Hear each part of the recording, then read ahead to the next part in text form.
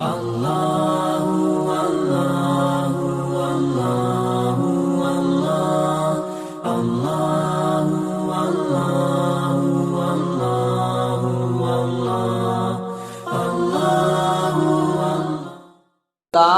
دل کو اپنے ہاتھوں سے بناتے ہیں تمام انسانوں کا، پورے جسم کو تو اللہ تبارک و تعالیٰ فرشتوں کے سپرد کر دیتے ہیں کہ تم بناؤ، لیکن جب انسان کی دل کی باری آتی ہے تو اللہ اس کو اپنے ہاتھوں سے بنا کر کے رکھتے ہیں۔ یہ اللہ کی قبضہ قدرت میں کیسے رکھتے، کیسے بناتے ہیں، یہ ہم نہیں جانتے، لیکن اللہ فرماتا ہے کہ دل کو میں اپنے لیے مخصوص کر رکھا ہوں، دل کو میں اپنے قبضہ قدرت میں رکھتا ہوں۔ اب انسان جب میں دنیا کے اندر انسان کے اندر بھیج دیتا ہوں تو ان کو دو چیزیں دے کر بھیجتا ہوں، ایک تو ان کو صحیح اور بری کی تمیز دے کر، اور ایک عقل سلیم دے کر۔ ان کو میں اتنی عقل دے دیتا ہوں اور ان کے سامنے دونوں راستے ہوتے ہیں، ایک اچھائی کا راستہ ہوتا ہے اور ایک برائی کا راستہ ہوتا ہے، تو میں ان کو دنیا کے اندر یہ طے کرنے کے لیے بھیجتا ہوں کہ میرے بندو، اب تمہیں دنیا کے اندر اس دماغ سے اور اس دل سے فیصلہ کرنا ہے کہ ہمیں کون سے راستے میں چلنا ہے، ہمارے لیے کون سا راستہ بہتر ہے، ہم کس راستے میں چلیں گے تو اللہ ہمیں اس راستے میں نجات عطا فرمائیں گے۔ اب یہ انسان کی ذمہ داری بنتی ہے کہ اپنے دل کو اور اپنے دماغ کو فیصلہ کرے، ان کو حاکم بنائے کہ ہمارا دل اور دماغ کس راستے پر مطمئن ہوتا ہے۔ جس راستے پر آپ کا دل دماغ مطمئن ہو جائے، اس راستے پر آپ چلنا شروع کر دیجئے، آپ کامیاب ہو جائیں گے۔ آپ اگر غلط راستے کو، ایک بات ہے کہ جب انسان غلط راستے پر چلتا ہے تو اس کا دل پہلے گوارا نہیں کرتا ہے، اس کا دل اندر سے لرز جاتا ہے، یہ چیز غلط ہے، یہ جو تم قدم اٹھائے ہو یہ قدم صحیح نہیں ہے، یہ چیز تمہیں دھوکہ دینے والی، اس کی طرف مت جاؤ، دل روکتا ہے، لیکن شیطان اس پر اتنا حاوی ہو جاتا ہے کہ وہ اس کے بہکاوے میں آ کر اپنے دل کی باتوں کو بھی چھوڑ دیتا ہے اور اس کا راستے میں لگ جاتا ہے۔ تو اس لیے اللہ تبارک و تعالیٰ فرماتا ہے یوم لا ينفع مال ولا بنون الا من اتى الله بقلب سلیم، کہ اے لوگو، اے دنیا والوں، اللہ فرماتا ہے کہ میں تمہیں دل اور دماغ دے کر اس دنیا کے اندر بھیجا ہوں اور تمہارے سامنے دو راستے منتخب کر دیے، اب تمہیں اپنے دل اور دماغ کو فیصل بنانا ہے کہ میرا دل کون سے راستے پر مطمئن ہوتا ہے۔ الا من اتى الله بقلب سلیم، اللہ نے تمہیں عقل سلیم دے کر بھیجا، تمہیں سمجھنے کی طاقت دی ہے، تمہیں غور کرنے کی طاقت دی ہے، تمہیں فکر کرنے کی طاقت دی ہے، تم دنیا کی تمام چیزوں کو غور فکر کر کے جب سمجھتے ہو تو اللہ کی ذات پر بھی غور کرو کہ وہ احکم الحاکمین ہے، وہ کائنات کا رب ہے۔ جب ہم اس دنیا کے اندر ہمیں بھیجا تو کسی مقصد کے لیے بھیجا ہوگا۔ اللہ نے ہم انسانوں کو جو اس دنیا کے اندر بھیجا، اللہ کا بھیجنے کا کوئی نہ مقصد تو ہے، کوئی نہ کوئی تو ان کا یہ آرزو ہے۔ جب ہم کسی کو کسی کام میں لگاتے تو ہمارا یہ مقصد ہوتا ہے کہ فلاں بندہ اس کام میں لگ کر یہ ترقی کر لے گا، تو اللہ کا بھی تو یہ مقصد ہے کہ اس دنیا کے اندر ہم جا کر وہاں کی تیاری کر کے ہم جنت کے اعلیٰ درجوں میں پہنچیں، جنت کے ان مقامات پر پہنچے جن پر ہمارے نبی نے کہا کہ میرے بندو، میرے صحابہ، اس کے لیے آپ رش کیا کریں، ان کے لیے اللہ سے مانگا کیجئے۔ جنت تو بہت ساری ہے، لیکن سب سے خوبصورت جنت کون سی معلوم ہے؟ جنت الفردوس، اور جنت الفردوس سے بھی خوبصورت وہ جنت ہے جو مقام محمود کے بالکل عین قریب ہے، جہاں ہمارے نبی صلی اللہ علیہ وسلم جلوہ افزو ہوں گے، اور اس کے سامنے جو جنت ہے وہ سب سے قیمتی جنت ہے۔ اللہ کے رسول نے فرمایا کہ میرے امتیوں مانگو اور اللہ سے جنت مانگ کر کے لو، اور جنت بھی کون سی مانگو؟ صرف جنت مت مانگو، بلکہ وہ جنت مانگو، جنت الفردوس کی طلب کرو، اور اس جنت کی طلب کرو جس کے قریب میں بیٹھتا ہوں، یعنی مقام محمود۔ قرآن فرماتا ہے عَسَىٰ أَن يَبْعَثَكَ رَبُّكَ مَقَامًا مَحْمُودًا، کہ اللہ رب العزت والجلال کل قیامت کے دن جب میری امتیوں کو جنت کے اندر ڈالیں گے تو اللہ مجھے جنت نہیں عطا فرمائیں گے، بلکہ جنت سے بڑھ کر ایک جگہ ہے جس کو مقام محمود کہتے ہیں، اللہ جب مجھے وہاں پہنچائیں گے تو میں چاہوں گا کہ میرے ہر امتی میرے قریب آ جائے، میرا ہر امتی میرے سامنے ہو، تاکہ میں اپنی امتی کا دیدار کروں اور میرا امتی میرا دیدار کرتا رہے۔ میرے دوستو، ہم کتنے خوش نصیب ہوں گے اگر اللہ کے رسول کے سامنے کی جنت ہمیں مل جائے، اور اللہ کے نبی کے روض اقدس کے سامنے اور ہمارے نبی کے چہرے انور ہمارے آنکھوں کے سامنے ہو، تو سب سے زیادہ خوش نصیب ہم ہی لوگ ہوں گے۔ اس لیے اللہ نے فرمایا کہ اپنے دلوں کو پاکیزہ کرو، اپنے دلوں کو سدھارو، جس کے اشعار میں حضرت مولانا پیر ذوالفقار رحمۃ اللہ علیہ نے فرمایا کہ لوگوں کا دل کیسے بگڑتا ہے۔ فرمایا ہوا و حرص والا دل بدل دے، یہ میرا جو دل ہوا و حرص کی طرف لگا ہوا ہے، فسادات اور ظلمت کی لگا ہوا ہے، یا اللہ میرے اس دل کو بدل دے، یا اللہ اس دل کی کیفیت کو بدل دے، یا اللہ اس دل کی حالت کو بدل دے میرے دل کی دنیا دل کی بدل دے۔ یہ مولانا پیر ذوالفقار رحمۃ اللہ علیہ نے بڑے اچھے انداز میں اس قصیدے کو لکھا ہے کہ ہوا و حرص والا دل بدل دے میری دل کی دنیا دل بدل دے۔ اے اللہ، یہ ظلمت کی اندھیروں میں جو میرا دل پھنسا ہوا ہے، یہ دماغ جو میرے گناہوں کی طرف راغب ہوتا جا رہا ہے، گناہوں کی خواہشات میرے اندر جو بڑھتی جا رہی ہے، یا اللہ یہ نفسانی خواہشات، نفس امارہ اور نفس لوامہ جو ہماری کھینچتا ہوا گناہوں کی طرف جا رہا ہے، یا اللہ ہماری اس دل کی کیفیت کو بدل دیجیے، یا اللہ ہمارے دلوں کو گناہوں سے پاکیزہ عطا فرما دیے، یا اللہ ہمارے دلوں کو گناہوں سے پاک صاف کر کے ہمارے دلوں کے اندر نیکی کا خزانہ بھر دیجیے۔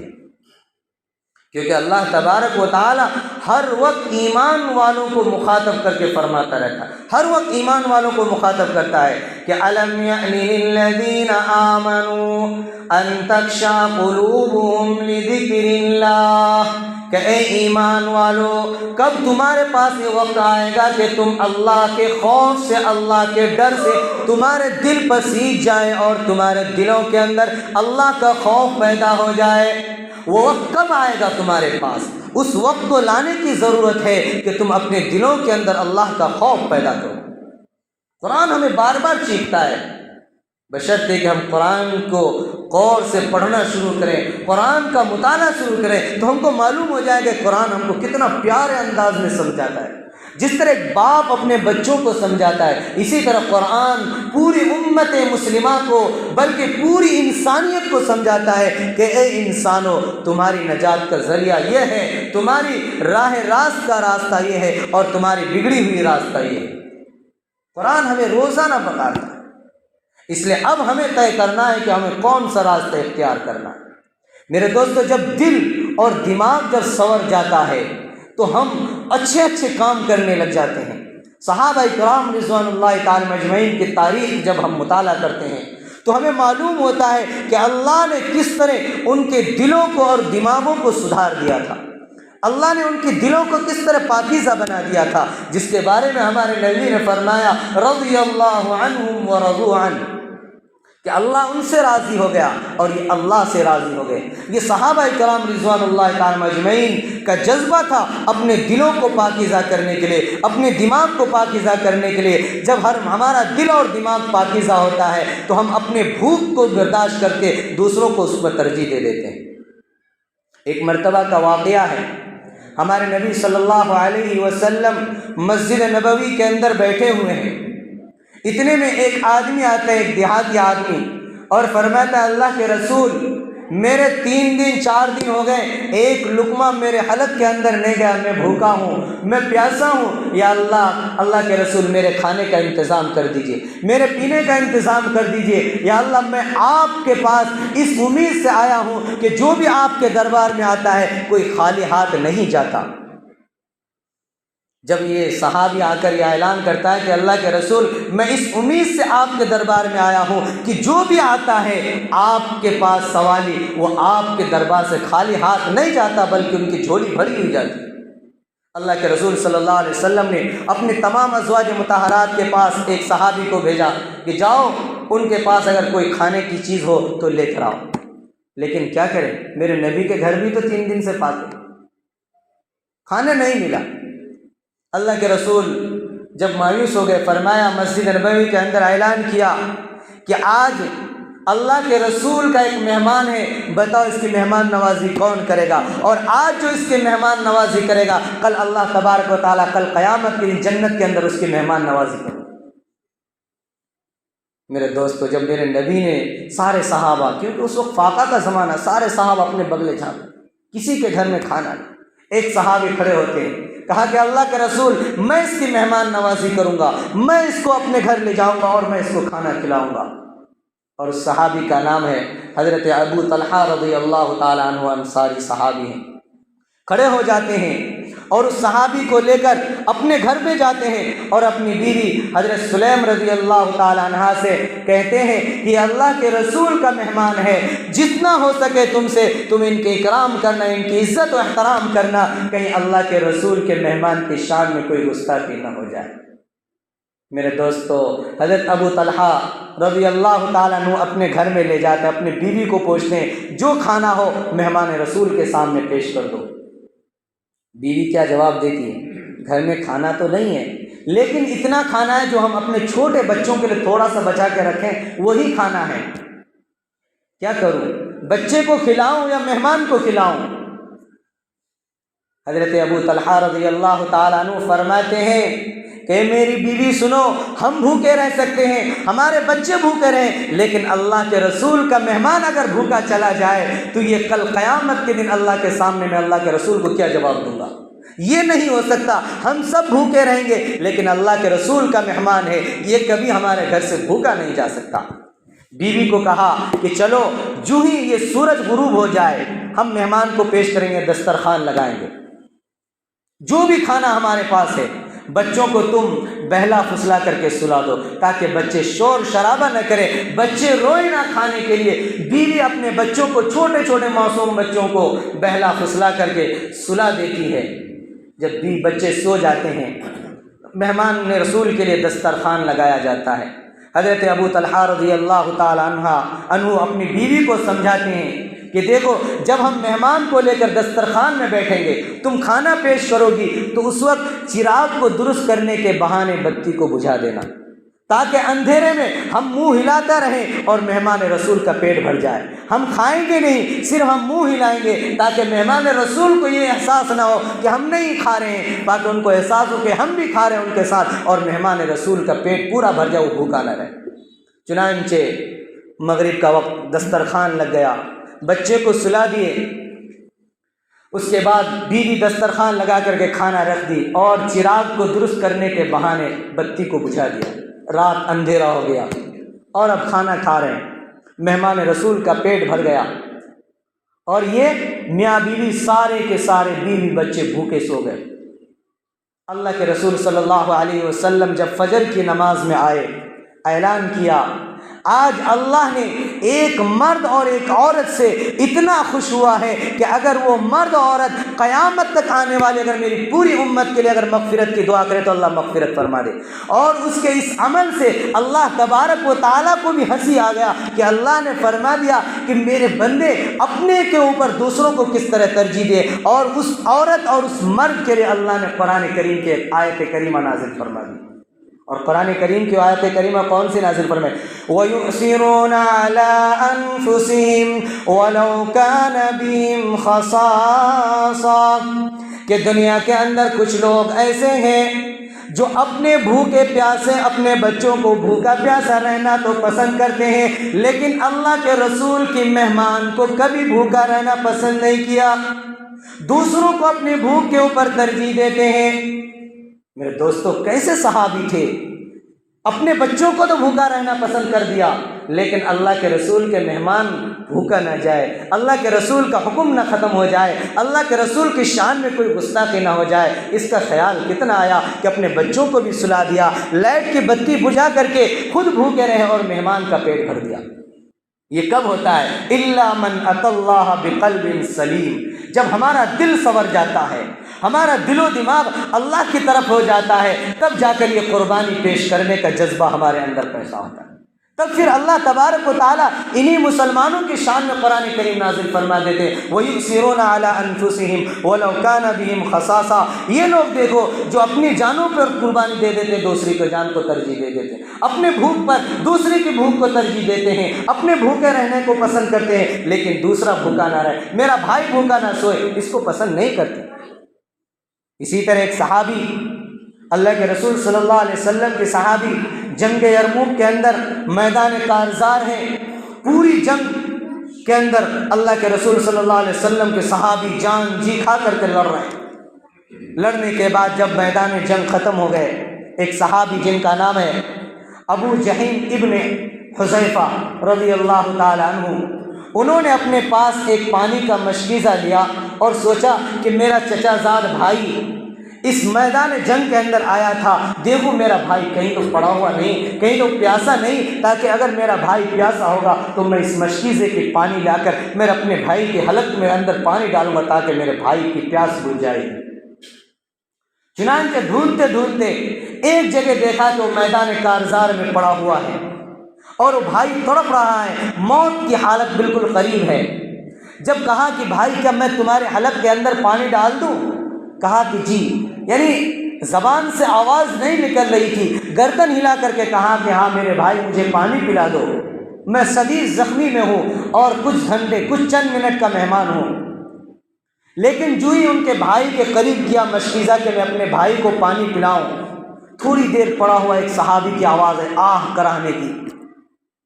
کہا کہ میرے بھائی مجھے پانی مت پلاؤ، پہلے میرے اس بھائی کو پانی پلا دو، شاید میرے سے زیادہ ضرورت میرے اس بھائی کو پانی کی، اس کو پانی پلا دو۔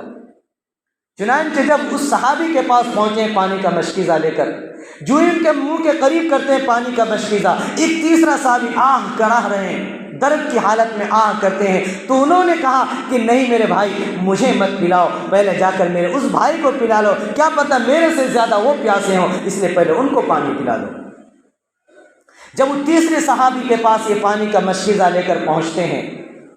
تو اس تیسرے ساتھی کا انتقال ہو جاتے ہیں، وہ اللہ کو پیارے ہو جاتے ہیں، پھر واپس ریٹرن وہ دوسرے کے پاس آتے ہیں، دیکھتے ہیں وہ بھی ختم ہو گئے،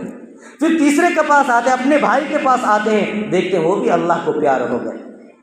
میرے دوستو یہ صحابہ کرام رضوان اللہ تعالیٰ مجمعین تھے کہ اپنی پیاس کو تو برداشت کرنا پسند کیا، لیکن اپنے بھائی کی پیاس کو برداشت کرنا نہیں پسند کیا، پیاس کی حالت میں اپنا جان لینا تو گوارا کیا، لیکن یہ نہیں سوچا کہ میرا بھائی پیاسے مر جائے، میرا بھائی کوئی پیاس کی وجہ سے تڑپے۔ اس لیے اللہ فرماتا ہے الا من اتى اللہ بقلب سلیم، کہ اپنے قلب سلیم کو، اپنے قلب کو سدھارو اور اپنے دلوں کے اندر اللہ کی محبت پیدا کرو۔ میرے دوستو آپ حضرات کو معلوم ہے جب حاجی یہاں سے حج کرنے جاتے ہیں، بہت سارے حجاج اکرام ہمارے وہاں سے اللہ رب العزت والجلال کے پاک گھر کا دیدار کر کے جب اپنے گاؤں لوٹتے ہیں تو اللہ کے رسول صلی اللہ علیہ وسلم نے فرمایا کہ جب حاجی اللہ کے گھر کا طواف کرتا ہے اور اللہ کے گھر کا دیدار کرتا ہے اور اللہ کی خالص نیت کے ساتھ یہ پہنچتا ہے کہ میں صرف اللہ کی رضا کے لیے حج کرتا ہوں، تو اللہ تبارک و تعالی اس حاجی کے گناہوں کو ایسے معاف فرما دیتے ہیں جیسا کہ وہ آج ہی پیدا ہوا۔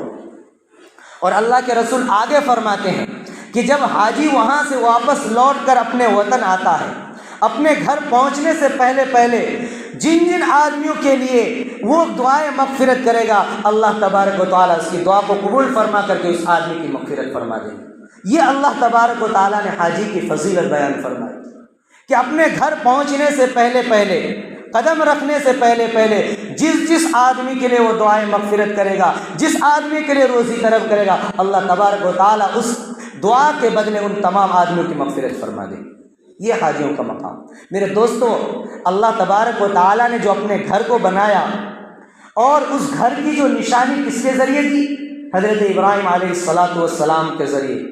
اللہ تبارک و تعالیٰ حضرت ابراہیم علیہ السلام کے دل کے اندر ایسی محبت پیدا فرما دی تھی اپنی، جس کے لیے وہ ساری چیزوں کو اپنے قربان کرنے کے لیے تیار رہتے تھے، اپنے بیوی بچوں کی کوئی پرواہ نہیں، اپنی جان کی کوئی پرواہ نہیں، اپنی جان کو بھی آگ میں ڈال دی۔ تو ایک مرتبہ فرشتوں نے اعتراض کر لیا کہ اللہ آپ جو ابراہیم ہمیشہ کرتے رہتے ہیں، آپ جو اپنا خلیل اپنا دوست ہر وقت رٹا لگا رہے ہیں، کیا واقعی آپ کا دوست بھی آپ سے محبت کرتا ہے یا صرف آپ ہی کہتے ہیں؟ ہم کیسے مان لیں کہ آپ کا دوست بھی آپ سے اتنا ہی محبت کرتا ہے جتنا آپ ان سے محبت کرتے ہیں؟ کہا کہ اچھا، تمہیں میرے خلیل کا، میرے دوست کا امتحان لینا ہے، تمہیں میرے دوست کو جانچنا ہے، تو جاؤ میرے دوست کو جانچ لو، اور میرے نام لے کر میرے دوست کے سامنے ذکر کرتا ہوا تم گزر جاؤ، دیکھو میرے نام سنتے ہی میرا خلیل، میرا دوست کس طرح ٹونکنے لگتے ہیں۔ کہا کہ اچھا ایسی بات ہے، ٹھیک، ہم آپ کے دوست کی امتحان لینا چاہتے ہیں۔ چنانچہ 2 فرشتے آ گئے امتحان لینے کے لیے۔ ہم حضرت ابراہیم علیہ نبینا علیہ الصلاۃ والسلام اپنے بکریاں چرا رہے، اپنے کاموں میں مشغول ہیں، اور آسمان سے 2 فرشتے انسان کی شکل میں آ جاتے ہیں، اور آ کر کے اللہ کی تسبیح بیان کرنا شروع کر دیتے ہیں، اللہ کی حمد بیان کرنا شروع کرتے ہیں۔ جب اللہ کی یہ تسبیح بیان کرتے ہیں، سبحان الملک القدوس سبحان ذی العزت والعظمت والہیبت والقدرت والکبریاء والجبروت، سبحان الحی الملک الذی لا ینام ولا یموت سبوح قدوس۔ جب یہ تسبیح فرشتوں نے انسانی کی شکل میں حضرت ابراہیم علیہ الصلاۃ والسلام کے سامنے سے پڑھتے ہوئے گزرے، تو حضرت ابراہیم علیہ الصلاۃ والسلام ان دونوں آدمیوں کی طرف دوڑے اور لپکے کہ او رکو میرے بھائی، رکو رکو، کہاں بھاگتے جا رہے ہو؟ کیا بات ہو گئی بھائی؟ کہ ابھی جو تم تسبیح بیان کرتے تھے، ابھی جس کلمے کو تم نے اپنی زبان سے ادا کی، وہ تسبیح میرے کانوں کے اندر ایک مرتبہ اور پڑھ دیجئے تاکہ میرے کانوں کو سکون محسوس ہو جائے۔ تو وہ دونوں آدمی تو امتحان لینے کے لیے آئے تھے نا، کہا کہ ہم وہ تسبیح سنائیں گے لیکن فوکٹ میں نہیں سنائیں گے، بتاؤ اس تسبیح کے عوض میں تم کیا دینے والے ہو؟ اس کلمے کو سننے کے لیے تم کیا درما دیتے ہو، کیا تم انعام رکھتے ہو؟ کہا کہ یہ جو میں بکریاں چرا رہا ہوں اس کے آدھے ریوڑ کو میں تمہارے حوالے کر دوں گا، ایک مرتبہ پڑھ دو۔ فرشتوں نے کہا سبحان الملک القدوس سبحان ذی الملک والملکوت سبحان ذی العزت والعظمت والہیبت والقدرت والکبریاء والجبروت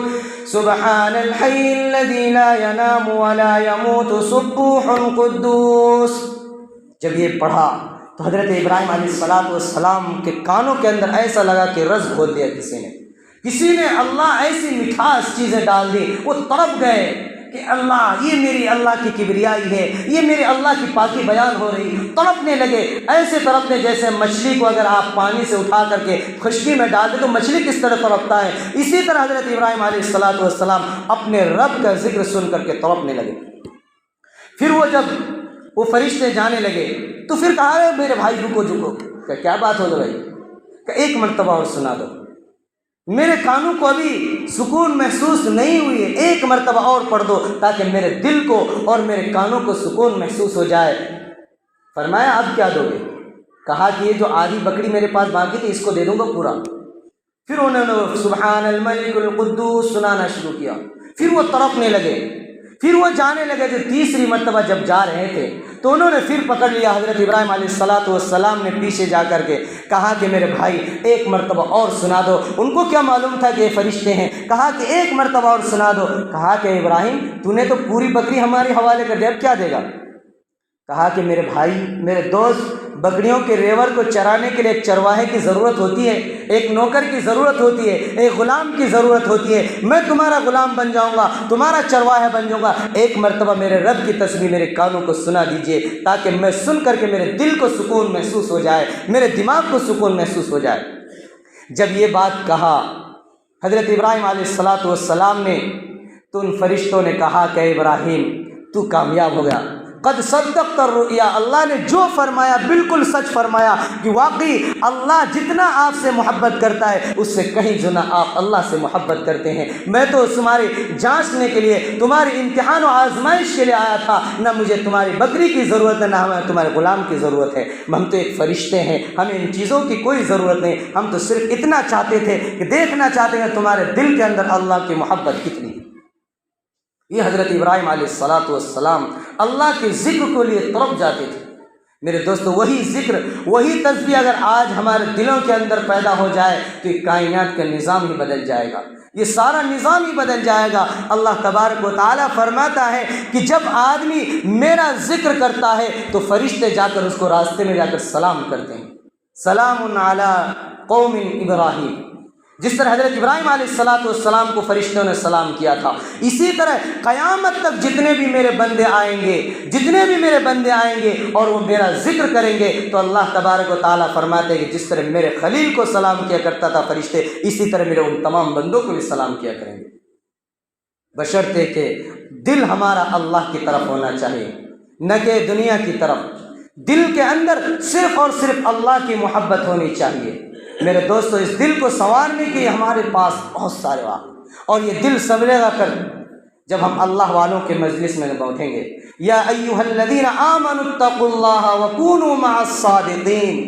کہ تمہارے دلوں کے اندر تقوی اس وقت آئے گا، تمہارا دل اس وقت پسیجے گا جب تم دین کی مجالس کے اندر بیٹھیں گے، اللہ والوں کی صحبت اختیار کریں گے، تب جا کر تمہیں اللہ کا خوف پیدا ہوگا، اللہ کی ڈر تمہارے دلوں کے اندر آئے گا، کیونکہ اللہ خود فرماتا ہے قرآن کے اندر یا ایھا الذین آمنوا اتقوا اللہ، کہ اے لوگوں اپنے دلوں کے اندر تقوی پیدا کرو، وکونوا مع الصادقین، سچے لوگوں کے پاس بیٹھ کر، صالحین کے پاس بیٹھ کر، نیک لوگوں کے پاس بیٹھ کر، جب تم نیک لوگوں کے پاس بیٹھو گے تو تمہارے دلوں کے اندر بھی نیک چیزیں پیدا ہوگی، اور برے لوگوں کے پاس بیٹھو گے تو تمہیں بھی گناہ کی خواہش پیدا ہوگی۔ میرے دوستو کیا اگر ہم کپڑا فروش کے پاس جائیں گے تو ہمیں کیا وہاں گوشت ملے گا؟ یا سبزی والوں کے پاس جائیں گے تو گوشت ملے گا؟ نہیں، گوشت والوں کے پاس جائیں گے تبھی تو ہمیں گوشت ملے گی۔ جسی طرح ہمیں دنیا کا یہ نظام ہے، اسی طرح یہ اللہ کا نظام ہے۔ جب تک ہم اللہ والوں کے صحبت میں نہیں بیٹھیں گے اس وقت تک ہمارا یہ دل نہیں سدھرے گا، جب تک ہم نیک لوگوں کے پاس نہیں بیٹھیں گے اس وقت تک ہمارے دل کے اندر اللہ کا خوف پیدا نہیں ہوگا، کیونکہ شیخ سعدی رحمۃ اللہ علیہ نے فرمایا کہ تکم تاثر صحبت اثر، تم جیسی صحبت اختیار کرو گے ایسا ہی تمہارے دلوں کے اندر اس کا اثر پیدا ہو جائے گا۔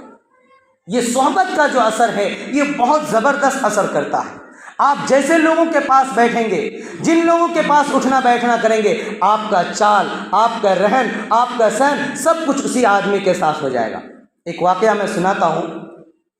کہ ایک آدمی تھا، وہ ہمیشہ عورتوں کے پاس ہی بیٹھا کرتا تھا، نوجوان تھا، ہمیشہ عورتوں کے پاس، ہر مجلس میں عورتوں کی مجلس، وہ مردوں سے بالکل کنارہ کش کر لیا تھا، جہاں بھی جانا مرد عورتوں کے پاس بیٹھنا، بولی چالی رہن سہن لباس سب عورتوں کا لباس دھار لیا تھا انہوں نے۔ تو ایک مرتبہ ایسا ہوا گھر میں ساری عورتیں بیٹھی ہوئی تھیں اور وہ نوجوان بھی عورتوں کے مجلس میں بیٹھے ہوئے تھے، اچانک ایک سانپ نکل آیا، ساری عورتوں نے چلایا، اے کوئی مرد ہو تو آؤ سانپ کو مارو، ہے کوئی مرد؟ تو وہ جو مرد بیٹھا ہوا تھا وہ بھی چلا، اے کوئی مرد ہو تو آؤ سانپ کو مارو۔ تو جو عورتیں بیٹھی ہوئی تو وہ بیوقوف، تو خود مرد ہے،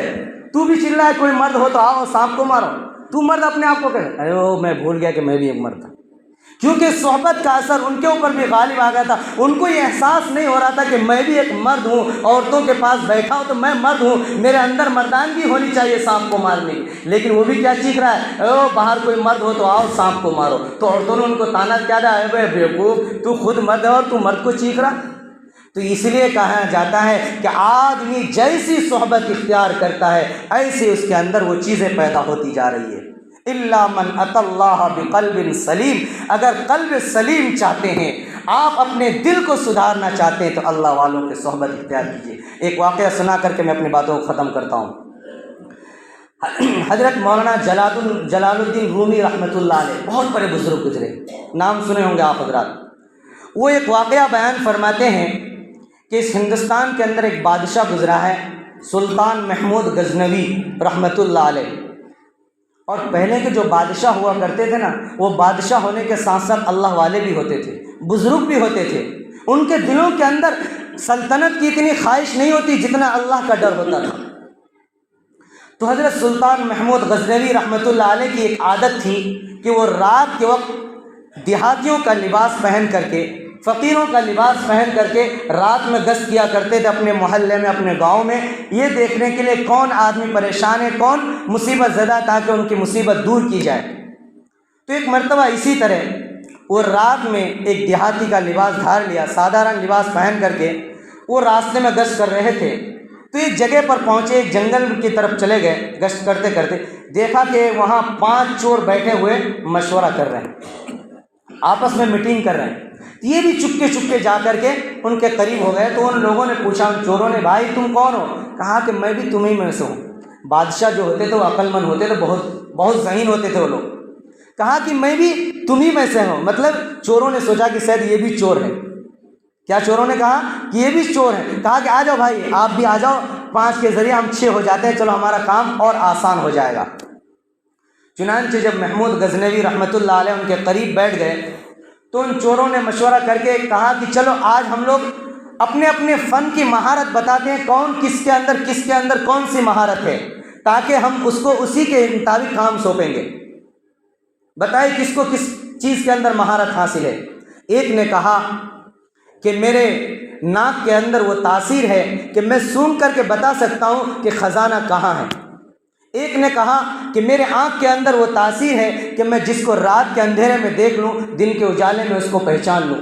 ایک نے کہا کہ میرے کانوں کے اندر وہ تاثیر ہے کہ اگر رات کے اندھیرے میں کوئی بھی کتا اگر کچھ بھی بھونکے گا، کتے کی آواز کو پہچان کر کے میں بتا دوں گا کہ کتا کیا کہنا چاہتے ہیں۔ ایک نے کہا کہ میرے بازو میں اتنی طاقت ہے، چاہے کتنے ہی مضبوط دیواروں میں اس پر نقب ڈال دیتا ہوں۔ ایک نے کہا کہ میرے اندر اتنی طاقت ہے، چاہے عمارت کتنا ہی اونچا ہو میں اس پر کمن ڈال دیتا ہوں۔